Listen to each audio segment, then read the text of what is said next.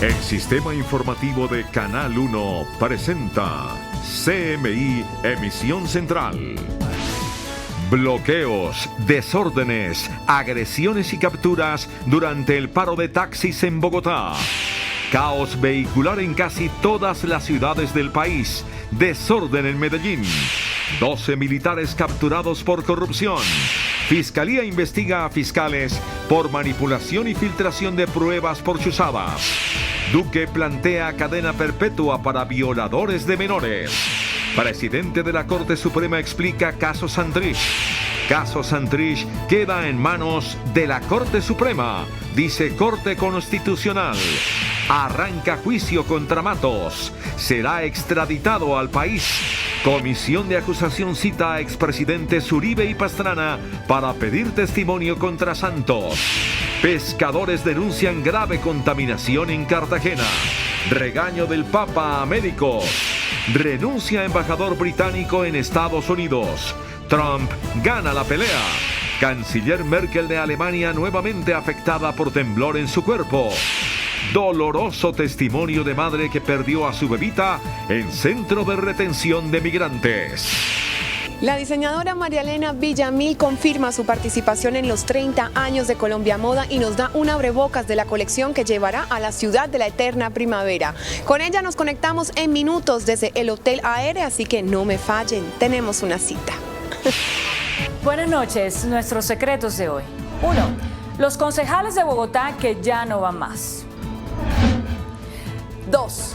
Al borde de la extinción, un elefante blanco. 3. La DIAN les pone la lupa a vendedores de inmuebles. Primera ñapa. Mañana llegará a Colombia el Consejo de Seguridad de las Naciones Unidas. Mi ñapa. La plataforma digital Uber lanzó un nuevo servicio para sus usuarios que tendrá un precio adicional. 1, 2, 3 y las 2 ñapas al final de la emisión. Y en deportes, 7 refuerzos de Nacional y solo 3 del Medellín para el nuevo torneo. Envigado y Águilas con pocos cambios. Mañana juegan Cabal y farán semifinales de Wimbledon ante surafricano y neozelandés. Alta montaña llega mañana al Tour de Francia y colombianos anuncian ataque. Con Claudia Palacios y Luisa Tobo. Muy buenas noches. Retorna la normalidad a Bogotá tras un día de paro de los taxistas que salieron a las calles para protestar contra el transporte ilegal a través de aplicaciones móviles. Bloqueos, enfrentamientos marcaron la jornada que deja 18 vehículos vandalizados y 7 personas detenidas. La jornada de protesta, que empezó pacífica, estábamos en desacuerdo con las aplicaciones, nos tienen jodidos. Terminó en bloqueos, enfrentamientos y vandalismo. Los taxis que osaron transitar por el lugar de la manifestación fueron blanco de los ataques. Para ello, masas quieren apoyar el paro, viejo. ¿O quiere que le rompamos ese carro? Si es que estamos de paro, mucho respeto, hermano. Hágalo. Las amenazas se hicieron realidad. ¿Quiere comer hoy y aguantar hambre para mañana? ¿Comprende? ¿Usted justifica esto? No, eso no está mal hecho, pero tienen que apoyarnos el paro. La violencia genera más violencia y mire, eso no es el hecho. Protesten, pero no así. Por cuenta de los bloqueos, cientos de bogotanos tuvieron que esperar varios minutos por un bus, caminar largas distancias o recurrir a la bicicleta. Hoy tocó realmente sacar la bicicleta para ir al trabajo. Las 5 movilizaciones de taxistas se reunieron en el Parque Nacional y marcharon hasta la Procuraduría. 18 vehículos vandalizados, tuvimos 7 personas que fueron aprehendidas.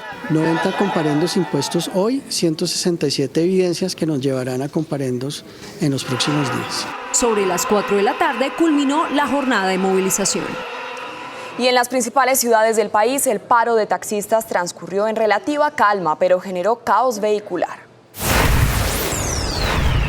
Desde 4 puntos en el norte, occidente, sur y oriente de Medellín salieron más de 6.000 taxistas para unirse a la protesta nacional contra las plataformas de transporte informal. La jornada en la mañana fue pacífica, pero luego se presentó un incidente con un ciudadano que se infiltró en la marcha y fue capturado. Un uniformado de policía también fue agredido.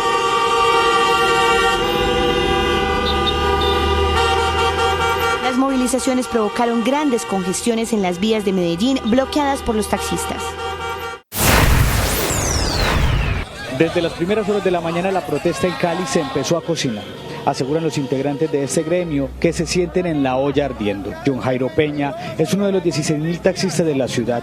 Asegura que hoy tiene una cadena de deudas hasta el cuello que no le permite más que trabajar largas jornadas por una ganancia mínima. Endeudado, 100% endeudado. Según el gremio de taxistas, las plataformas digitales ilegales los tienen en la ruina. En Cali no se han presentado desórdenes ni bloqueos, se ha registrado caos vehicular y trancones en las salidas de la ciudad. Algunos ciudadanos han denunciado que han sido bajados de los taxis que sí están trabajando.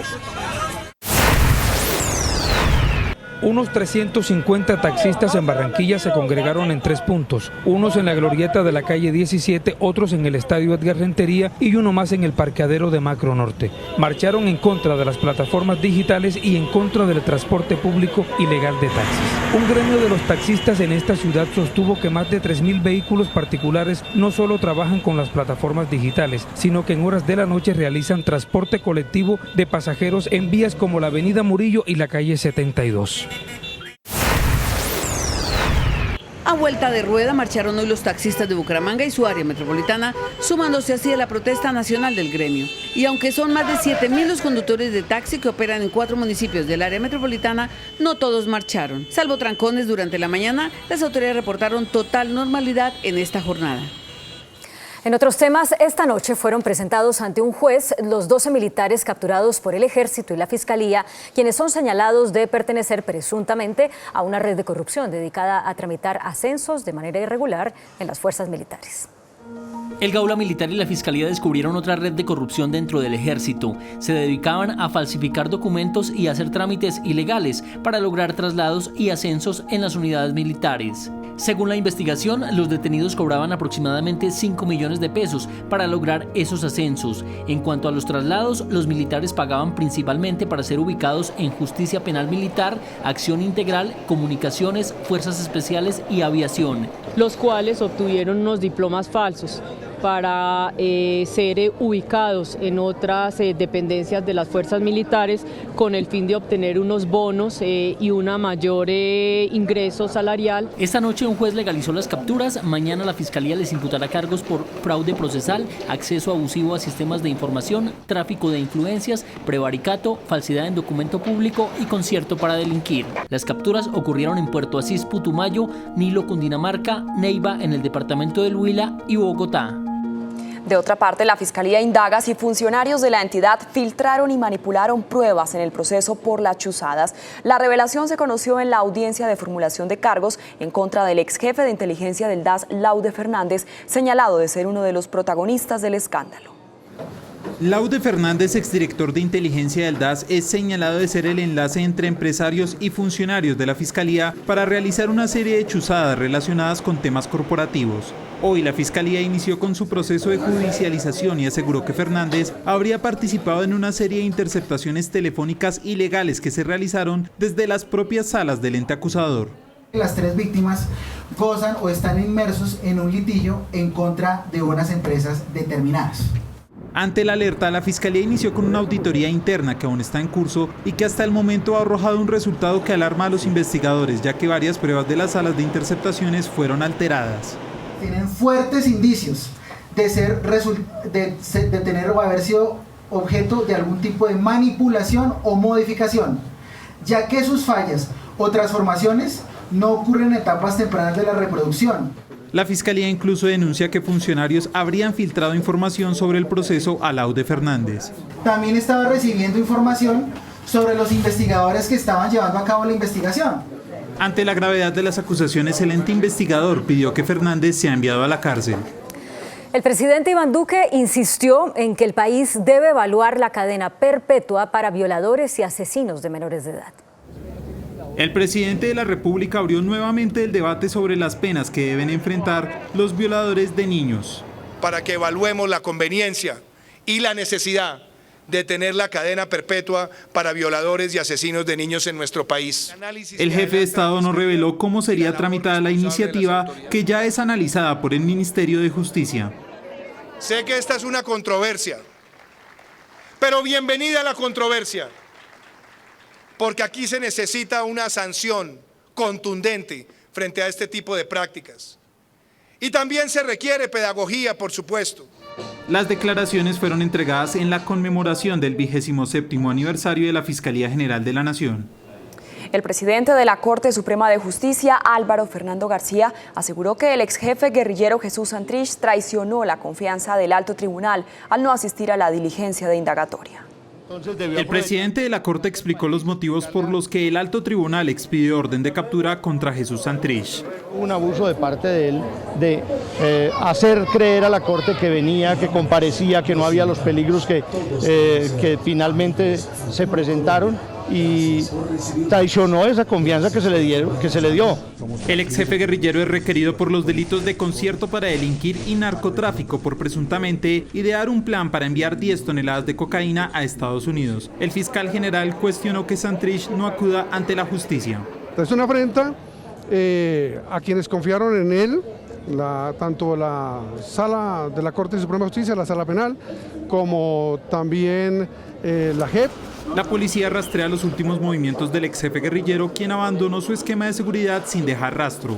Nosotros activamos todos los mecanismos de inteligencia e investigación criminal en la Policía Nacional para que busquemos, encontremos dónde está y si se encuentra en nuestro territorio nacional, lo presentemos a la Corte Suprema de Justicia. El gobierno ya inició con los trámites para que se expida una orden de captura internacional. Hay un tratado que está suscrito, ahora que quien tiene que operar son las naciones que hacen parte del Tratado de Interpol. Además de la orden de detención contra Santrich, la Jurisdicción Especial para la Paz estudia una apelación de la Procuraduría para definir si es extraditado a Estados Unidos. Y entre tanto, la Corte Constitucional decidió no tramitar el conflicto de competencia presentado por los abogados de Jesús Santrich, en el que solicitaban que fuera la Justicia Especial para la Paz el organismo que investigara al exguerrillero de las FARC. La defensa aseguraba que la Corte Suprema no es la competente para conocer el proceso en contra de su defendido porque ya la Justicia Especial para la Paz adelanta una investigación en su contra. La Sala Plena de la Corte Constitucional encontró que no hay ningún conflicto de competencias porque para ello se necesitan dos partes en litigio.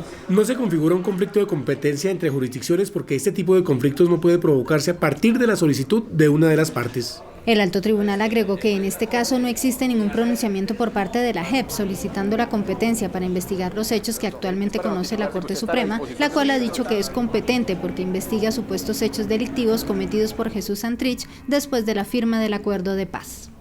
Por su parte, el secretario del Congreso, Gregorio El Hash, aseguró que la figura de la silla vacía aún no se puede aplicar en el caso del ex negociador de las FARC, Jesús Santrich. Según la tesis del secretario general del Congreso, Gregorio El Hash, la única forma para que se declare la silla vacía en el caso del exjefe guerrillero Aria Jesús Santrich es cuando sea capturado físicamente. Solo así el partido FARC perdería esa curul en la Cámara de Representantes. Es que la captura física no implica que le vayan a declarar la pérdida de la libertad. Tiene que ser una declaratoria en un auto formal, debatido, aprobado por la sala correspondiente y ejecutoriado, en que le quiten la libertad. Este fin de semana el partido FARC, durante la Asamblea de los Comunes, definirá el futuro de Jesús Santrich en el partido. Y de otra parte, ante la Fiscalía General de la Nación, el partido FARC interpuso una denuncia penal por las amenazas de muerte contra sus máximos dirigentes. La denuncia de un supuesto plan de exterminio contra la dirigencia del partido FARC fue hoy hecha en la Fiscalía General de la Nación por el senador Carlos Antonio Lozada, miembro de la bancada de esa organización política desde cuando dejaron las armas. Según el senador Lozada, ya van 140 asesinatos de excombatientes de las FARC, sin que el Estado haga nada para evitar ese desangre. El 48% de esos asesinatos han ocurrido en este gobierno. Entonces hay claramente un incremento de estos asesinatos y por eso nos llama tanto la atención que podamos estar entrando en una nueva etapa de esta serie de asesinatos. Lozada agregó que ellos entregaron las armas creyendo en que el Estado los iba a proteger y que eso no está pasando. No se trata simplemente de esquemas de seguridad, de carros blindados, sino que nos podamos movilizar como cualquier dirigente político por el país, mucho más en un año en que hay una campaña electoral ya en curso. El senador no reveló las pruebas que llevó a la Fiscalía porque dijo que ese ente es el que debe esclarecer quiénes los están asesinando. La Fiscalía y la Justicia Especial para la Paz firmaron un convenio que reglamenta la admisión de terceros involucrados en el conflicto. Según este documento, los políticos o empresarios que quieran acogerse a la JEP como terceros responsables del conflicto deberán contar con una certificación del fiscal que lleva su caso en la justicia ordinaria. Y la justicia española oficializó el inicio del procedimiento de extradición a Colombia del empresario Carlos Matos, mientras que en Colombia arrancó el juicio en su contra. En un fallo de 24 páginas, la Audiencia Nacional Española dejó en firme el proceso de extradición del empresario colombiano Carlos Matos tras desestimar los alegatos de la defensa. Mientras tanto, en los juzgados de Palo Quemado en Bogotá, la Fiscalía acusó formalmente al empresario por presuntamente enviarle una gran suma de dinero a una jueza de Bogotá como pago de lo que sería un soborno que le permitieron a Matos seguir comercializando vehículos de la marca Hyundai en Colombia. Que el dinero que efectivamente recibió la señora Ligia del Carmen Hernández Pérez por parte del acusado fue de 100 millones de pesos, el cual corresponde al que le fue entregado cuando tenía la dirección y manejo del proceso, en el cual tenía interés directo el señor Carlos José Matos Barrero. El empresario tiene ahora 2 procesos en fase de juicio, ya que la Fiscalía asegura que Matos habría sobornado a otros empleados de la rama judicial. Por su parte, la defensa del empresario se expresó frente a la acusación de la Fiscalía. La defensa dejó las constancias respectivas que la Fiscalía varió la imputación fáctica realizada en el marco de la audiencia de imputación, afectando el principio de congruencia. Así las cosas, empieza la cuenta regresiva para la extradición de Matos, que en unos días podría ser puesto en un avión con destino a Bogotá, después de que la determinación del Tribunal Español sea ratificada por el Consejo de Ministros de ese país, que posiblemente se celebrará este mismo viernes. Y en un documento que estudia la Corte Constitucional, conocido por CMI, la Presidencia de la República reconoce que la aspersión aérea resulta más costosa que la erradicación manual de cultivos ilícitos.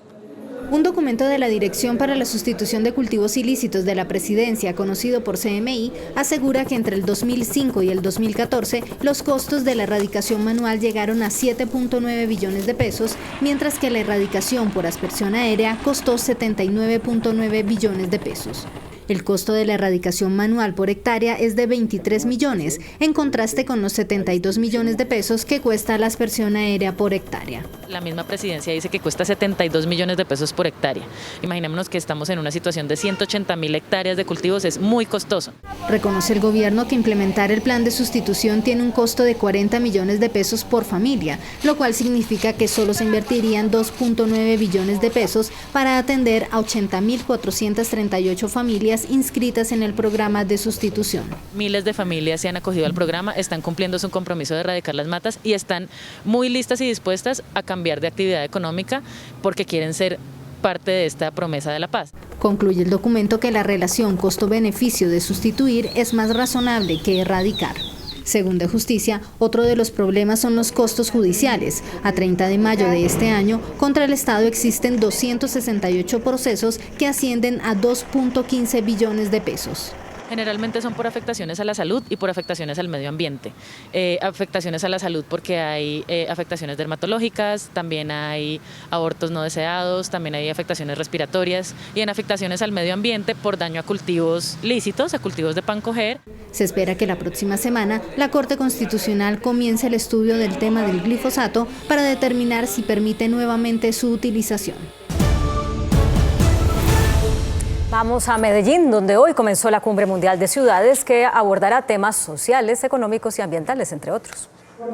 Son 70 alcaldes de todo el mundo, en su mayoría de continentes como África y Asia, los que durante 3 días discutirán temas como transformación urbana, desarrollo económico, innovación, sostenibilidad y medio ambiente en las ciudades. También con empresarios que vienen a ver oportunidades de inversión en la ciudad y también en el país. A esto que se suma convenios de cooperación que ya vienen en marcha y que venimos ejecutando desde nuestro gobierno con el gobierno de Corea directamente en cooperaciones superiores hoy a los 12 millones de dólares. Los mandatarios conocerán además la transformación de Medellín tomando como referente la Comuna 13. Otro de los ejes centrales será el cambio climático. Nosotros fomos invitados para estar acá para tratar de basura cero. Basura Cero é projeto de Chapecó, a única cidade brasileira que desenvolve projeto para transformar a cidade em basura cero. Representantes de Singapur, país que dio origen al evento, dieron apertura oficial al foro de alcaldes que irá hasta el 12 de julio en Plaza Mayor de Medellín. Y en Barranquilla, el presidente Iván Duque presentó hoy la Ley de Regiones, con la que pretende facilitar el desarrollo del país a través de la descentralización y la autonomía territorial. Los expertos en el tema de las regiones tuvieron la oportunidad de analizar la perspectiva del futuro del país basándose en la regionalización y descentralización de Colombia. Que permitiera unificar criterios de desarrollo, que nos permitiera a nosotros soñar con la integración de infraestructura estratégica, que nos permitiera unificar políticas de turismo y que nos diera la planificación y la estructura administrativa necesaria para lograrlo. La ley de las regiones es una etapa nueva para las regiones a través de la cual buscan el manejo de sus propios recursos. Pero es un paso importante porque antes habían taranqueras, no habían recursos, no había posibilidad de acceder al presupuesto nacional. Ahora con esta ley de regiones se desarrolla lo que quedó consagrado en la Constitución del año 91 y se permite entonces la evolución hacia la etapa siguiente, que es la conformación de las regiones como tal. El presidente Duque propuso que la ley de las regiones sea llamada la Ley Verano.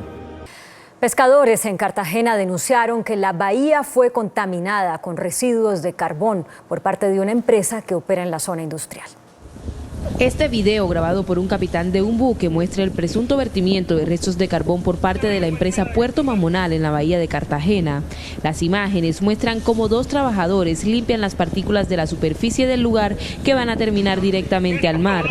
Ante lo anterior, la Asociación de Pescadores pidió a las autoridades la investigación por ser esta una de las zonas donde ejercen su actividad pesquera. La arrojan al mar. Esto trae consigo que la actividad pesquera no se pueda ejercer libremente, y lo otro, que la gente o el personal que consume el pescado no lo consuman. Por su parte, la autoridad marítima señaló que hizo la inspección en el lugar donde se pudo constatar que hubo un mal procedimiento por parte de esa empresa. Hubo un mal procedimiento por parte del puerto al realizar la limpieza del muelle donde se estaba realizando el transbordo de un producto que es el coque metalúrgico. Cabe resaltar que en 2010 Puerto Mamonal fue demandada por arrojar partículas de carbón afectando a otras empresas del lugar. El Papa Francisco de nuevo abrió el debate sobre el derecho a morir dignamente. A través de su cuenta de Twitter envió un mensaje a los médicos para que ayuden a salvar la vida y no a quitarla.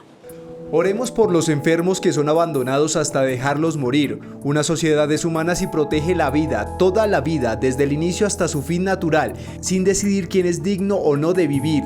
Que los médicos ayuden la vida, no la quiten. Con este mensaje, el Papa Francisco hizo alusión una vez más al caso del francés Vincent Lambert, quien se encuentra hospitalizado desde el año 2008, cuando sufrió un accidente que lo dejó tetrapléjico y que se ha convertido en el símbolo del derecho a la muerte digna en Francia.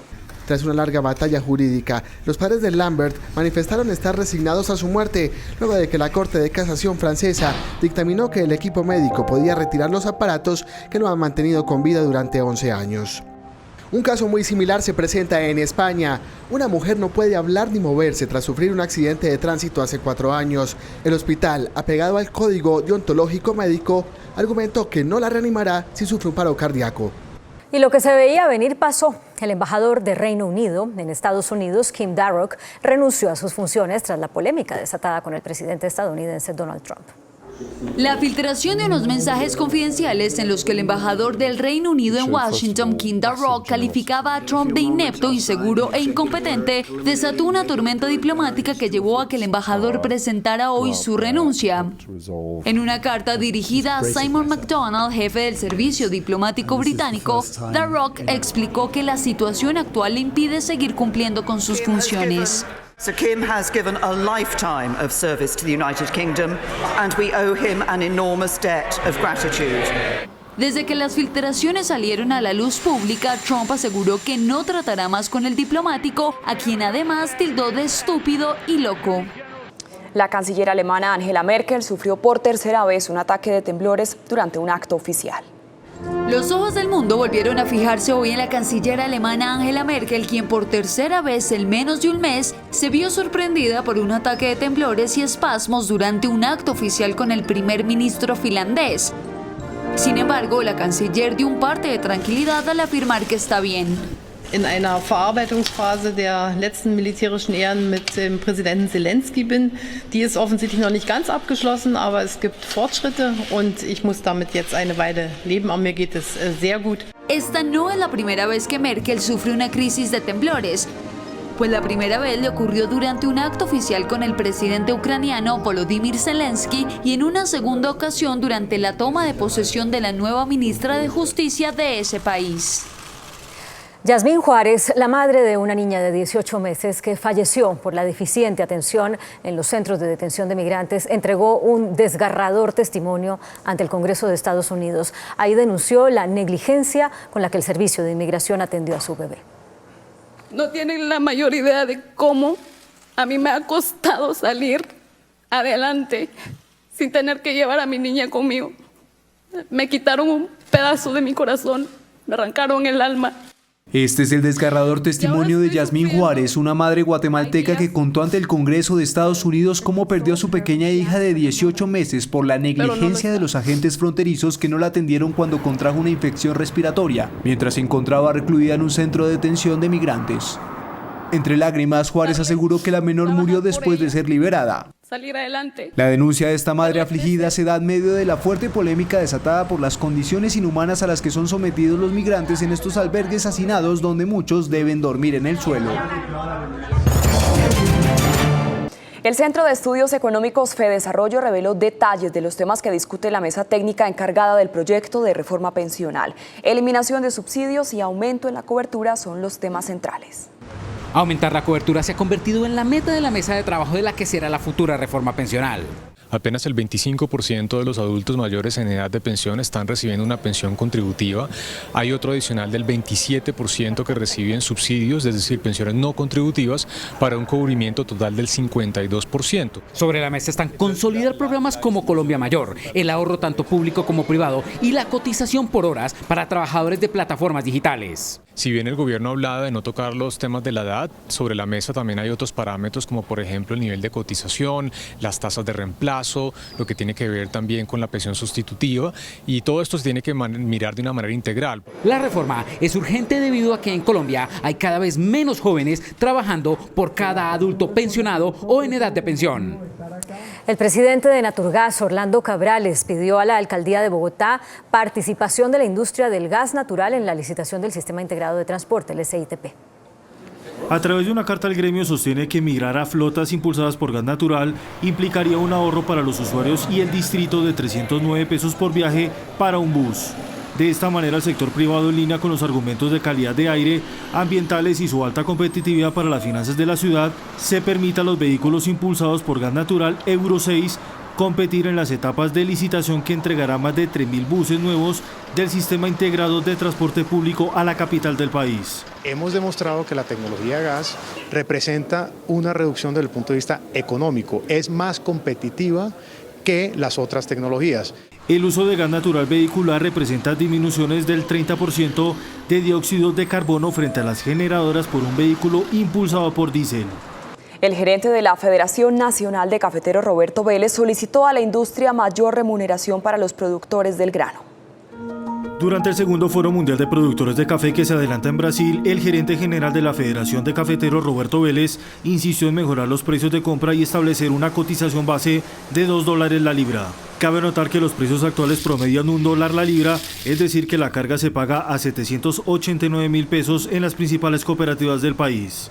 El gerente general planteó las iniciativas en pro de buscar un respaldo mundial de los productores. En el escenario se planteó buscar un Fondo Mundial del Café de $10.000 millones con el fin de tener una caja de recursos en épocas de crisis. Cabe notar que el precio se ha venido recuperando por las previsiones de heladas en Brasil que puedan afectar algunos cultivos.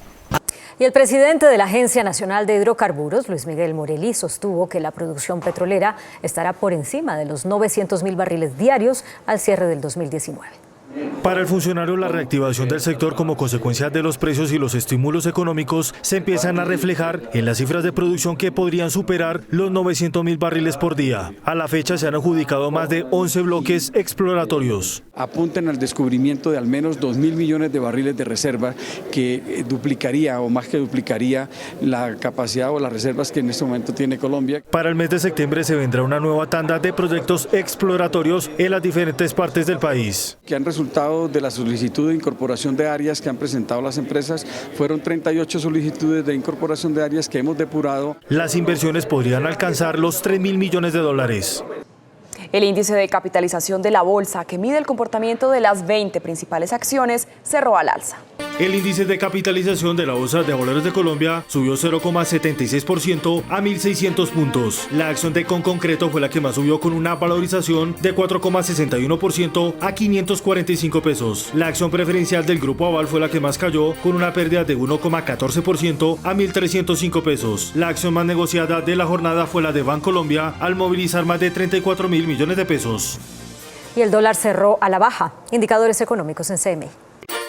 La tasa representativa del mercado que regirá para mañana jueves será de 3.212 pesos con 91 centavos. Los profesionales de cambio compran la divisa en promedio en 3.050 pesos y la venden en 3.090 pesos. Un euro cuesta 3.608 pesos. La libra de café en Nueva York se cotizó a $1.05. El azúcar se transó en 12,48 centavos de dólar la libra. El barril de petróleo WTI se cotizó en $60.27. La referencia Brent para Colombia se cotizó en $66.71. Una acción de Ecopetrol cuesta 3.090 pesos. En minutos, 1. Los concejales de Bogotá que ya no van más. 2. Al borde de la extinción, un elefante blanco. 3. La DIAN les pone la lupa a vendedores de inmuebles. Primera ñapa. Mañana llegará a Colombia el Consejo de Seguridad de las Naciones Unidas. Miñapa. La plataforma digital Uber lanzó un nuevo servicio para sus usuarios que tendrá un precio adicional. 1, 2, 3 y las dos ñapas después de Pregunta Yamí. Barranquilla, Bogotá, Cali y Medellín serán las sedes colombianas para la Copa América del próximo año. Ya regresamos después del 1, 2, 3.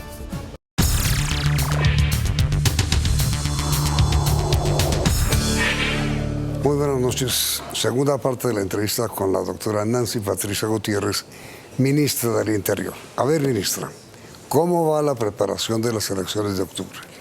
Tenemos un plan para salvar la democracia y para conseguir que se respete el voto. El presidente Iván Duque ha dicho, el voto es sagrado.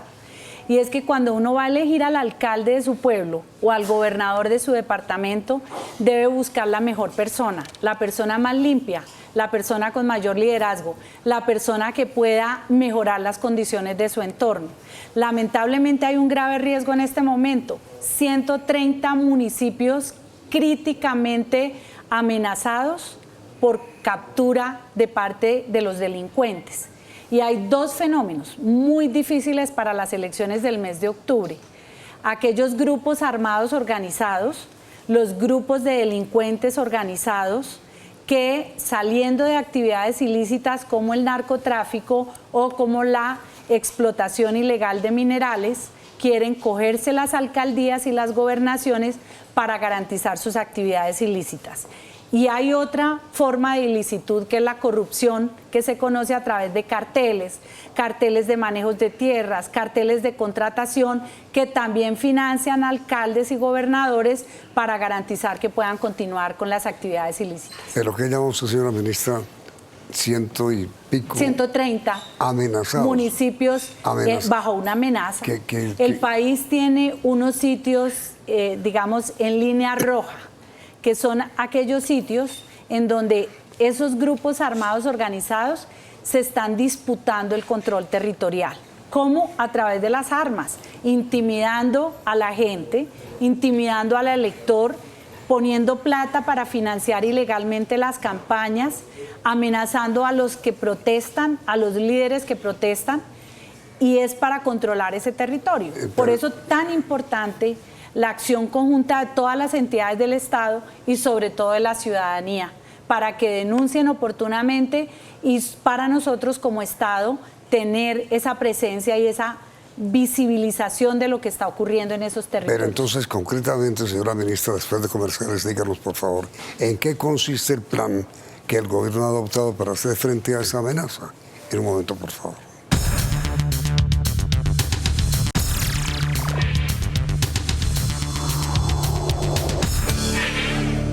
Entonces, ministra, ¿en qué consiste el plan Ágora que usted bautizó? El plan Ágora, nuestra defensa por la democracia y por el derecho al voto. Tiene una estrategia que es el GRIE, el Grupo de Reacción Inmediata Electoral, en donde se combinan las capacidades del Estado, inteligencia, investigación, participación de las autoridades de control, judicialización, con todo el aporte de la sociedad, organizaciones sociales, comunales, indígenas, todos los que puedan participar diciendo, aquí hay un riesgo, allá debemos llegar como Estado, las autoridades de investigación y judicialización tienen que actuar inmediatamente y vamos a darle tranquilidad a los ciudadanos de que estas elecciones van a tener ese componente de seguridad, ese componente de transparencia, pero también el componente de seguridad. Tenemos que proteger a los partidos políticos, todos los partidos políticos, y especialmente si el Estado se garantizó a decirle a las FARC que pueden participar en política, pues pueden hacerlo, como con una protección integral que dirige también todo el plan de democracia que está bajo la dirección del Ministerio de Defensa. Pero entonces, señora ministra, concretamente en aquellos 100 y pico de municipios que ustedes están amenazados, en esos lugares, ¿qué se va a hacer? Reforzar la Fiscalía, sí, reforzar la Procuraduría, reforzar a los jueces para que ese grupo de reacción inmediata actúe inmediatamente. Y se conocen las zonas, Yamid. ¿Qué son? Es ese corredor que viene desde Venezuela por norte de Santander, coge el sur de Bolívar, el norte de Antioquia, el Catatumbo, buscando la salida al Golfo de Morrosquillo, toda la zona pacífica que coge inclusive a Valle del Cauca, parte de Antioquia también, el Chocó, el Nariño, la costa de Nariño. Toda esta parte es una parte crítica y ahí tiene que concentrarse toda esta estrategia. No quiere decir que si un ciudadano sabe que hay riesgos de corrupción en las grandes ciudades o en los municipios intermedios no vaya a actuar el Estado. Por eso vamos a tener una estrategia de información abierta para que hasta el último ciudadano, así esté en el último rincón de Colombia, sea un indígena, le vamos a llegar en su lengua, le vamos a llegar con la comunicación debida para que la persona pueda decir lo que está pasando. Y a propósito, ministra, ¿en qué consistió la intervención que usted tuvo hoy con una cantidad de mujeres que se sienten amenazadas, sean de uno u otro partido? El presidente Iván Duque nos puso la tarea de sacar adelante la política pública para garantizar el ejercicio del liderazgo social, defensa de derechos humanos, comunal, el periodismo, todo lo que es el liderazgo. Estamos construyendo esa política pública. Hablamos con los líderes sociales, estuvimos hoy con las mujeres lideresas del departamento de Bolívar, que traen un plan de seguridad colectiva muy interesante. También estuvimos con el sector empresarial minero-energético en horas de la mañana. Es decir, estamos oyendo todas las voces del país para garantizar que los líderes puedan cumplir con su tarea de liderazgo, pero también que el sector privado pueda invertir en Colombia y que podamos entre todos sacar al país adelante. Mi pregunta final, señora ministra, agradeciendo su gentileza de aceptar la invitación. ¿Se siente el gobierno en capacidad para detener esta matanza impresionante de líderes sociales? Yamid, hemos hecho todo. Y si comparamos el periodo de agosto del año pasado, del año 2018, a finales de mayo, que lo tenemos medido, versus 2017-2018 del gobierno anterior, logramos bajar lo que son los homicidios de líderes en un 32%. No es suficiente. La meta sería que no hubiera ningún homicidio, que no hubiera amenazas, pero estamos trabajando con toda. Estamos trabajando con la justicia, estamos trabajando con la fiscalía, estamos trabajando con las autoridades territoriales, gobernadores y alcaldes, y estamos trabajando con la propia gente, con los líderes. En eso estamos permanentemente, por eso se diseñó el Plan de Acción Oportuna de Protección a líderes sociales, defensores de derechos humanos, comunales, periodistas. Entonces, señora ministra, la pregunta para nuestros televidentes: ¿están ustedes de acuerdo en que el gobierno está haciendo lo inimaginablemente posible para contener esta ola de matanza contra líderes sociales? ¿Sí o no? Esa es la pregunta, ministra, y le agradecemos mucho de nuevo su presencia. Gracias, Yamid. Estamos totalmente comprometidos con el país. A usted muy amable. Enseguida, nuestra sección habitual, 1, 2, 3.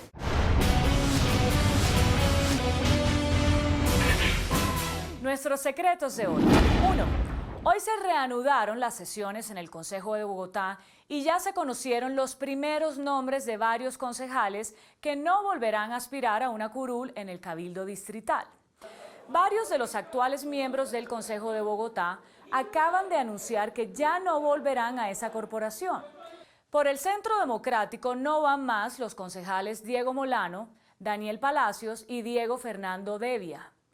Por el Partido Verde tampoco volverá a aspirar el concejal Josman Martínez. Por el Partido de la U no vuelve Ricardo Correa. Por los lados de Cambio Radical, Jorge Lozada y Julio César Acosta no se presentarán en las próximas elecciones. La mayoría de quienes no se presentarán como aspirantes al Consejo lo hacen porque están pensando ya en buscar una curul en el Congreso en el año 2022. Otros de los que no vuelven lanzarán a un familiar.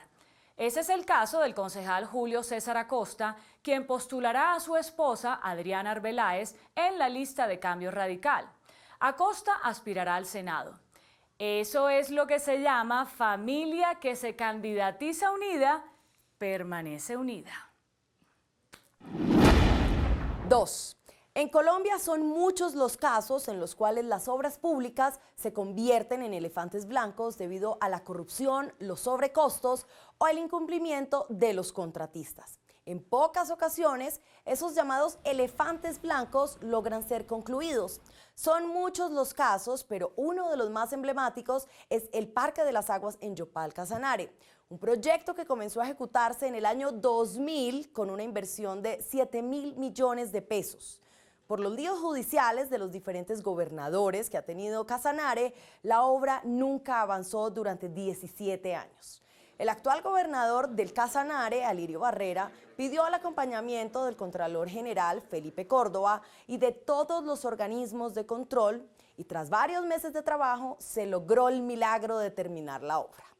El propio Contralor Córdoba y el gobernador Barrera pondrán en operación el Parque de las Aguas el próximo 23 de julio. A partir de mañana, esta sección comenzará la divulgación de todos los elefantes blancos que hay en nuestras ciudades, incluyendo Bogotá. 3. Expertos en impuestos recibieron hoy con asombro una reglamentación al impuesto al consumo de bienes inmuebles de alto valor. La DIAN dispuso que la venta o enajenación de cualquier bien inmueble de alto valor debe pagar el impuesto al consumo. Ejemplo: si usted vende una casa avaluada en 1.000 millones de pesos o más, está obligado a pagar el impuesto al consumo, que equivale al 2% del valor de esa casa, es decir, 20 millones de pesos. La DIAN aclaró en un documento conocido por CMI que serán los vendedores o enajenadores los únicos responsables del pago de este impuesto. Por eso se perseguirá a quienes vendan bienes inmuebles por un valor menor al del avalúo. Si la DIAN confirma ese tipo de evasión, lo denunciará ante la Fiscalía. El asunto es delicado. Primera ñapa. Representantes de los 15 países miembros del Consejo de Seguridad de la ONU, Alemania, Bélgica, China, Costa de Marfil, Estados Unidos, Francia, Guinea Ecuatorial, Indonesia, Kuwait, Perú, Polonia, Reino Unido, República Dominicana, Rusia y Sudáfrica llegan mañana al país. Sostendrán reuniones de alto nivel con el presidente de la República, ministros, consejeros presidenciales, miembros de la Jurisdicción Especial para la Paz, con la Comisión de la Verdad y de la Unidad de Búsqueda de Personas Desaparecidas y, por supuesto, representantes del partido FARC. El objetivo de esta visita no es solo mirar los avances que ha tenido la implementación del acuerdo de paz, sino también poner sobre la mesa temas como los líderes sociales, las amenazas y muertes de excombatientes y los procesos que se llevan ante la justicia. La visita de los miembros del Consejo de Seguridad se extenderá hasta el próximo lunes 15 de julio. Mi ñapa es esta. Uber lanzó una opción que le permitirá al pasajero precisar si quiere realizar el viaje sin sostener una conversación con el conductor. La aplicación ofrecerá un campo conocido como conversación, en el que los usuarios podrán elegir entre 3 opciones. A. Un viaje silencioso. B. El pasajero está abierto a una conversación. Y C. El pasajero no tiene ninguna preferencia. Lo llamativo del servicio es que si el pasajero quiere un viaje en silencio, eso supondrá un costo adicional. A mí me gusta hablar con el conductor. Es un gran medidor de opinión pública. Y les hablo de política, de fútbol, de gobierno, de los problemas de la ciudad, etc. Lo que me parece insoportable es cuando utilizan la expresión mi amor, reinita, princesa, tenaz. Hasta mañana. Que descanse.